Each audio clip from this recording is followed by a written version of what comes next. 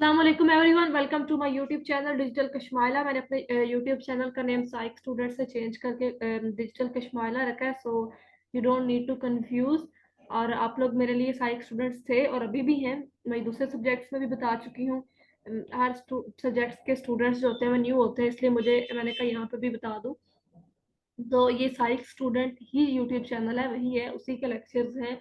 और आप लोग भी मेरे वही साइक स्टूडेंट्स हैं। अल्लाह ताला आप लोगों को खुश रखे और आप लोगों को कामयाब करे और आप लोगों को अच्छे अच्छे मेरे लेक्चर समझ में आते रहे ताकि आप लोगों के एग्जाम्स अच्छे होते रहे। तो मुझे भी दुआ में याद रखें, अल्लाह ताला आप लोगों को भी कामयाब करे। आज से हम पढ़ेंगे एथिकल इश्यूज इन साइकोलॉजी का लेसन नंबर 23, मतलब के फाइनल टर्म का सिलेबस।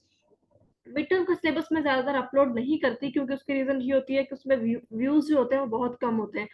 10, 15, 30, 35, मतलब या 100 कर लो, 200, इतने लोग देखते हैं। लेकिन वो जितनी मेहनत लगती है ना लेक्चर्स रिकॉर्ड करने पे, फिर दिल नहीं करता इतनी मेहनत करने को जब आपको आगे से कोई रिवार्ड ही नजर नहीं आ रहा होता। ठीक है, तो मतलब आप खुद भी सोच सकते हैं ना कि बहुत ज्यादा मेहनत लगती है लेक्चर्स को रिकॉर्ड करने में। पहले हमें खुद भी मैं जो है कोशिश करती हूँ कि वीडियो के लेक्चर्स लूँ लेक्चर रिकॉर्ड करने से पहले, फिर आके आप लोगों को लेक्चर डिलीवर करूँ ताकि मैं अपनी तरफ से कुछ भी आप लोगों को गलत ना पढ़ा दूँ। ठीक है, तो इसलिए मेरी कोशिश होती है कि मैं फाइनल टर्म का सिलेबस अच्छे से कवर कर लूं, क्योंकि फाइनल टर्म में मिड टर्म में ये होता है कि सिलेबस भी कम होता है, एमसीक्यू ज्यादा आते हैं, कुछ इस तरह का पेपर बनता है, तो इतना मसला नहीं होता, बच्चे कर लेते हैं तैयारी। मेरा फोकस होता है कि फाइनल टर्म के सिलेबस को अच्छे से कवर किया जाए और यहाँ से फाइनल टर्म के सिलेबस को स्टार्ट करेंगे। Lesson number 23 is here.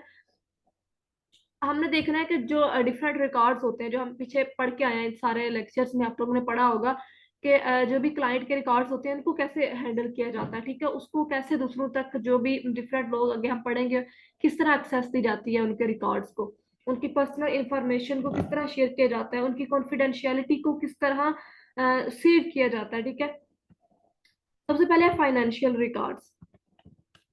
जितना शार्टली कंसेप्ट देने की मैं दे सकूं मैं उतना कोशिश करूंगी। अच्छा, फाइनेंशियल रिकॉर्ड्स में उन्होंने ये बात की है कि जो भी आपके और आपके क्लाइंट के दरमियान आपके बिलिंग पेमेंट्स होती हैं, ठीक है, वो आप उसका कंप्लीट अपने पास रिकॉर्ड रखते हैं, ताकि कोई भी मसला हो आप उस रिकॉर्ड को अपने पास रखें और किसी कोई भी मिसअंडरस्टैंडिंग या कोई भी अनबैलेंसिंग जो है वो आपके प्रोफेशनल रिलेशनशिप को अफेक्ट ना करे। Disposition of the records.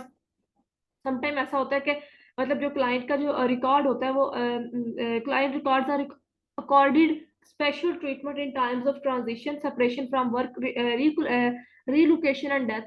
कि आपको किसी भी वजह से अपने क्लाइंट को किसी और साइकोलॉजिस्ट को रेफर करना पड़ सकता है, किसी भी साइकोलॉजिस्ट की वजह से कोई साइकोलॉजिस्ट की प्रमोशन हो रही होती है या कुछ भी, तो उसे वो अपने क्लाइंट को किसी और साइकोलॉजिस्ट को हैंडल कर देता है। ठीक है, उसमें फिर वो क्या होता है कि उसके पास जो भी रिकॉर्ड होता है अपने उस क्लाइंट का, वो उस दूसरे साइकोलॉजिस्ट को दे देता है। और या फिर जो क्लाइंट का भी जो रिकॉर्ड होता है, क्लाइंट भी किसी वजह से रिलोकेट होना चाहता है या उसकी डेथ हो जाती है, तो उसके भी आप किस तरह रिकॉर्ड को सेव रखते हैं, या अगर आपने ट्रांसफर करना हो तो आप उसको अंडर द प्राइवेसी रूल्स को फॉलो करते हुए आप उनको ट्रांसफर करते हैं उस रिकॉर्ड को।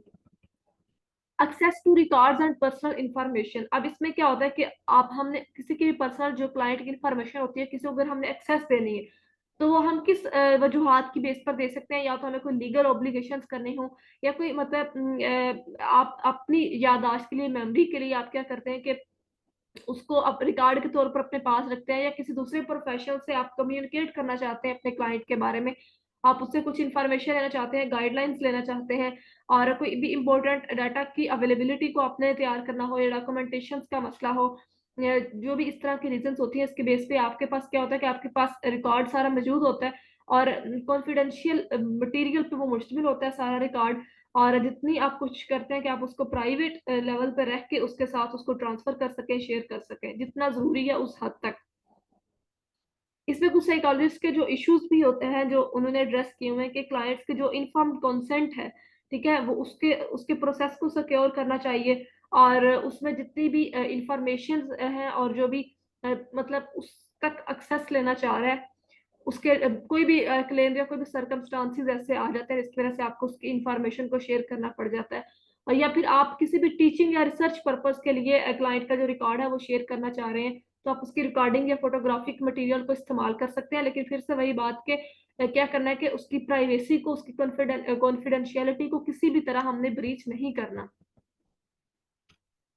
यही उन्होंने बताया कि अब इसमें कौन सी HIPAA रेगुलेशंस के तहत कुछ ऐसी डिटेल्स हैं, ठीक है, जो इसके अंदर होती है। क्या होता है कि इंफॉर्मेशन की आप एक मतलब डिस्क्रिप्शन बनाते हैं जो कि आप स्पेसिफिक और मीनिंगफुल फॉर्म में डिस्क्लोज करते हैं।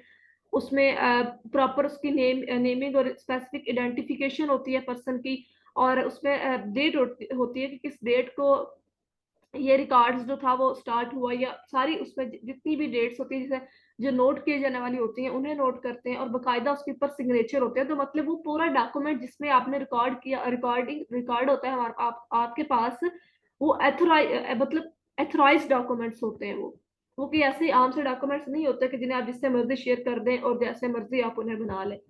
क्लाइंट्स एक्सेस टू रिकॉर्ड, अब क्लाइंट एक्सेस टू रिकॉर्ड मैंने कहा कि कोई भी मेंटल हेल्थ का अगर रिकॉर्ड है, ठीक है, तो उसमें भी कुछ कंट्रोवर्सीज आ सकती हैं। और फिर HIPAA के कंसल्टेशन के मुताबिक उन्होंने कहा कि जो प्रैक्टिशनर्स हैं वो अगर रिकॉग्नाइज करना चाहते हैं अपने रिकॉर्ड को, तो इन 4 स्पेशल कैटेगरीज में करवाएंगे। मेडिकल रिकॉर्ड होता है, साइकोथेरेपी नोट्स होते हैं, फोरेंसिक रिपोर्ट्स होती हैं, वर्किंग नोट्स, मेडिकल रिकॉर्ड्स होते हैं। अब साइकोथेरेपी नोट्स में क्या चीजें होती हैं कि आप जो भी डिटेल्स होती हैं उस साइकोथेरेपी की, जिसमें टिपिकली जनरल मेडिकल रिकॉर्ड्स होते हैं, ठीक है, और आपने उन्हें सेपरेट फाइल की फॉर्म में अपने पास उस मेडिकल रिकॉर्ड को सेव किया होता है। क्लाइंट एक्सेस टू रिकॉर्ड में फोरेंसिक रिपोर्ट क्या होता है कि वो रिपोर्ट जिसमें हम डाटा को कलेक्ट करते हैं और एक रिपोर्ट लिखते हैं लीगल कॉन्टेक्स्ट को इस्तेमाल करते हुए, ठीक है, जिसमें उस तमाम किस्म की इंफॉर्मेशन होती हैं, या तो वो कोई बच्चे की कस्टडी का केस है या कोई क्रिमिनल रिस्पॉन्सिबिलिटी है। ये तमाम जो इन्फॉर्मेशन है वो एक रिपोर्ट की फॉर्म में लिखी जाती है और उस डाटा को कलेक्ट किया जाता है, और जो रिपोर्ट तैयार की जाती है उसको फोरेंसिक रिपोर्ट कहा जाता है। वर्किंग नोट्स में क्या होता है कि जो जिस तरह देखिए हमारे हम साइकोलॉजी पढ़ रहे हैं तो हमारे साइकोलॉजी के जो भी नोट्स होंगे, या जितने मेडिकल के स्टूडेंट्स के अपने वर्किंग नोट्स होंगे, जिनमें उन्होंने अपनी मतलब के नॉलेज की चीजें लिखी होती हैं, जो वो फिर सुपरवाइजर से सुपरवाइज भी करवाते हैं या किसी दूसरे के साथ शेयर कर सकते हैं। Access to records by family members, अब कुछ पेशेंट्स ऐसे होते हैं जिनके फैमिली मेंबर्स जो होते हैं वो फोर्स करते हैं कि हमें जो है वो पेशेंट की हिस्ट्री दिखाई जाए, क्लाइंट का रिकॉर्ड हमारे साथ शेयर किया जाए, उसका ट्रीटमेंट का प्रोसेस हमारे साथ शेयर किया जाए। तो इसके भी काफी ज्यादा रूल्स हैं कि किन किन चीजों को फॉलो करते हुए आप क्लाइंट का जो रिकॉर्ड है वो उसकी फैमिली मेंबर्स के साथ शेयर कर सकते हैं और किन किन बेसिस पर नहीं शेयर कर सकते, ठीक है।